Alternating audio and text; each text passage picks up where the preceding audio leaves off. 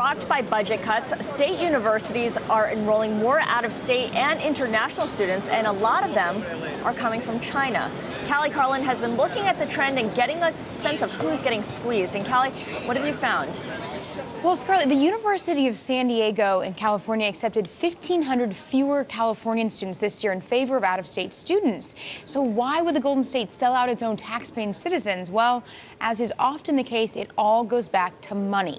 Non-residents pay almost double in tuition. At UCSD, for example, it's $23,000 versus $13,000 for California residents. Meanwhile, the university argues it has no other choice since the state of California has sliced its funding by a quarter since 2008. Administrators say the state is no longer a reliable source of funding.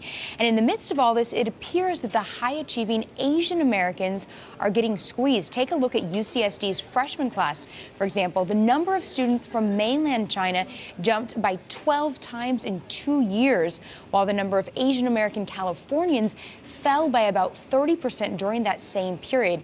And it's not just the UCs going through this trend of accepting more out-of-state students. At Michigan State University, non-resident admissions now account for a quarter of undergraduates, with Chinese undergrad enrollment there soaring 23 times in the last 5 years. In fact, nationwide, 1 in 5 international students is now from China, and that number has nearly doubled in just 1 year thanks to China's burgeoning middle class. Plus, about a dozen U.S. colleges are capitalizing on this demand by opening campuses in China. Meanwhile, China has spent millions of dollars to establish institutes for Chinese language and culture at 75 American schools. Scarlett.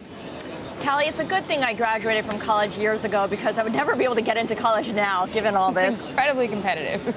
Yeah, thank you so much for bringing us that story. Cali Carlin on how state universities are cutting back on in-state acceptances.